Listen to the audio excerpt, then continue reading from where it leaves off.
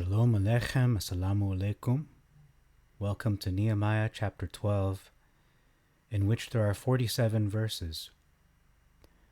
Beginning in verse 8, we see the word bands, over the bands, and what this means is choir, because in the footnote it does say Greek, actually it says hands, but it's talking about the choir.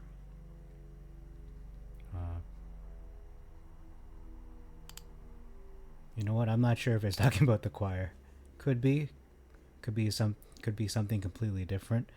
But in the Masoretic it says over the thanksgiving, and that is understood as the choir. So it's anyone's guess what that means. He was over the bands. Okay, it could be the choir. I'm open to that idea. In verse 9, we see the daily courses versus the watches, which could mean like a night watch, a post. Verse 12, an omission of his brethren. His brethren. In verse 17, there's a footnote referring to that there are seeming omissions in both the Hebrew and the Greek, and you actually noticed this more in the previous chapter. Yes, there are a lot of omissions, but it really started in the previous chapter. Verse 23, footnote regarding the word chronicles. The chronicles in the footnote reads in the Greek, accounts of days. Verse 24, sons of Kadmiel versus son of. Okay, verse 25. When I gathered the porters versus were porters keeping the ward at the thresholds of the gates. Verse 27, this is pretty much the title of this video. It's the origin of Hannukah, the original Hannukah, or the original Feast of Dedication. In verse 27, notice the omission of the word feast. So in the Masoretic it reads like this.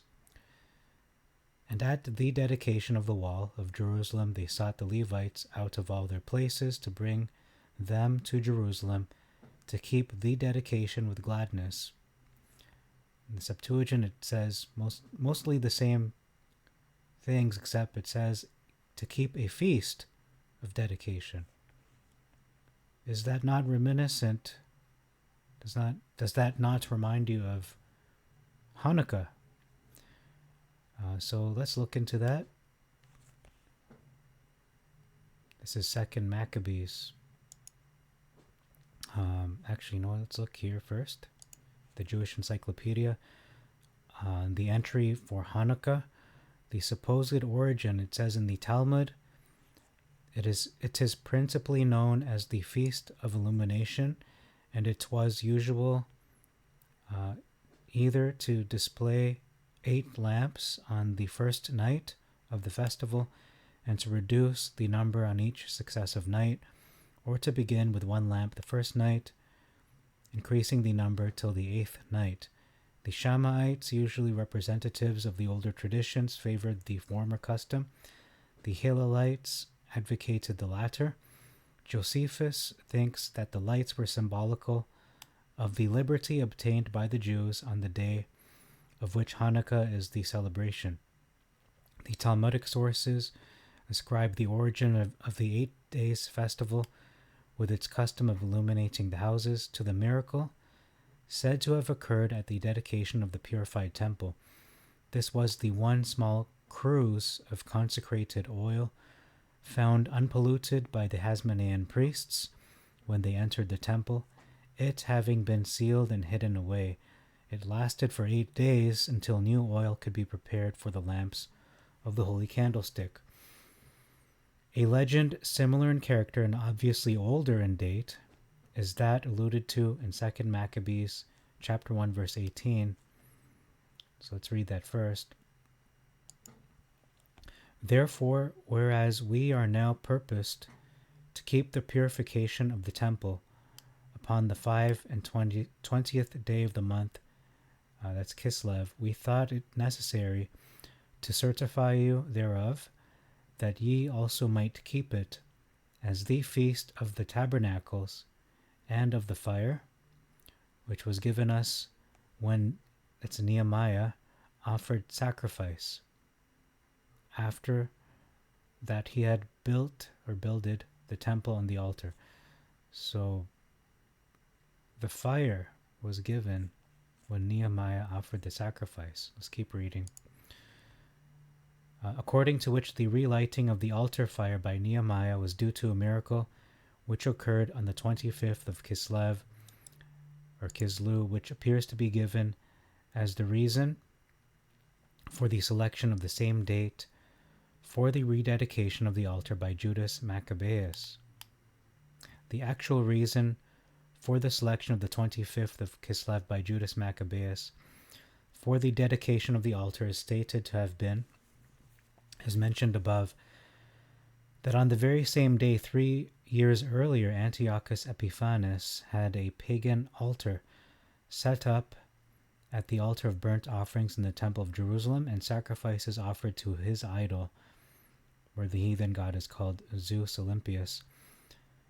The 25th of Kislev was accordingly a day sacred also to the heathen, before it became a Jewish festival. According to Ewald and Wellhausen, it had been celebrated as the winter solstice feast by the Jewish people before it became a historical festival associated with the great Maccabean victory.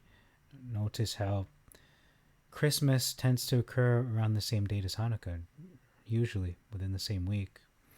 Regarding the historical data connected with the Hanukkah feast, see, okay, so that's all for that. So let's continue reading the differences in this chapter.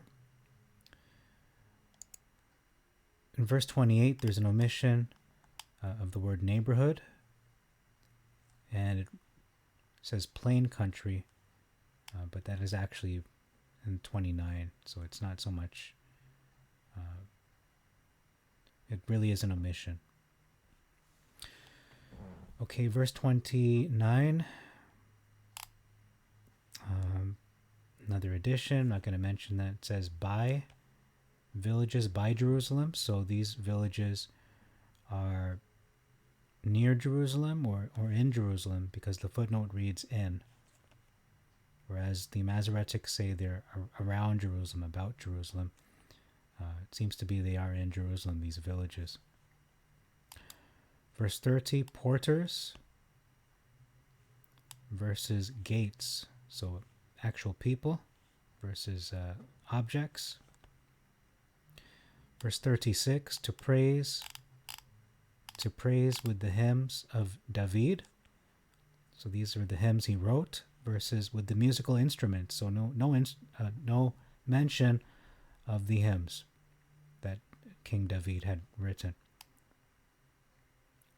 Notice a lot of additions. We're going to ignore them. Just read them on your own time. Just pause the video. You can read them yourself. But they're not significant enough to be mentioned. They are not doctrinal or really salvific. They're nothing to do with prophecy, really.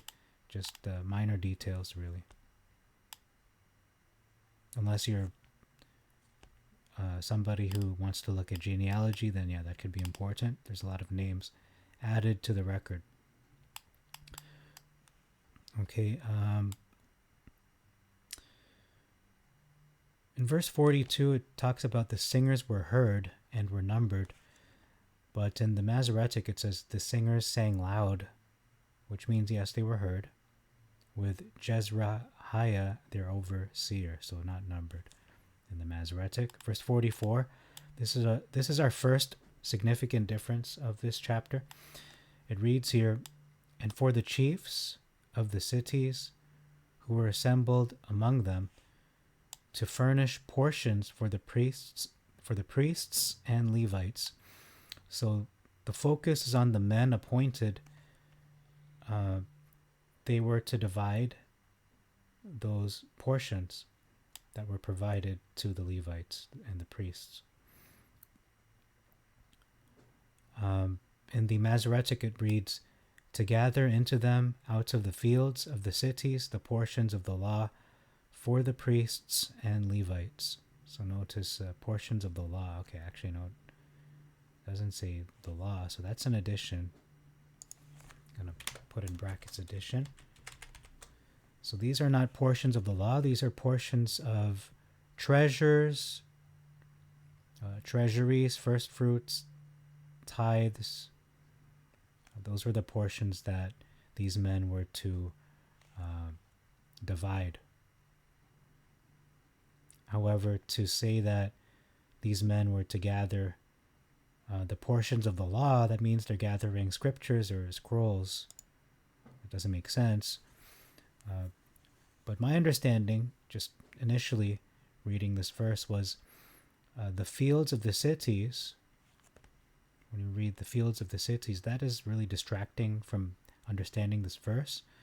But essentially, both texts seem to be saying the same thing. They actually aren't. Okay. So that's actually wrong now. Portions of the law. What does that mean? It's nonsensical. If you have any comment on that, please comment. Do you think this makes sense or is it nonsense? 'Cause to me it seems to be nonsense. What are portions of the law? Unless it's talking about the portions decreed by the law, but that's just, you have to insert words to make sense of it. The last verse, verse 46, that's the last verse we'll look at, talking about Asaph. Asaph was originally first of the singers, so he was the first of the singers. Simple enough. The focus is on Asaph himself, the person. Versus Asaph of old, in the days of David and Asaph of old, so in their time, there were chief of the singers. So they're saying there were either a chief person or chiefs. It's hard to say what it means, chief of the singers, because it's saying there were, so were is plural. So these chief or chiefs of the singers are not related to Asaph, meaning they are not Asaph. It's not him, it's someone else. Okay, so that's all for this chapter. I found it quite interesting how the verse that reminded me of Hannukah, a feast of dedication, verse 27, actually relates to the origin of Hannukah. That Hannukah has a relationship, a link to the book of Nehemiah. So that is quite interesting. Hope you found it interesting too and you learned something from this. I certainly did. Thank you very much for your time. Till next time, I bid you all Shalom Aleichem, Assalamu Alaikum, Irini Mazisu, Pax Vobiscum. Peace be unto you and Maranatha.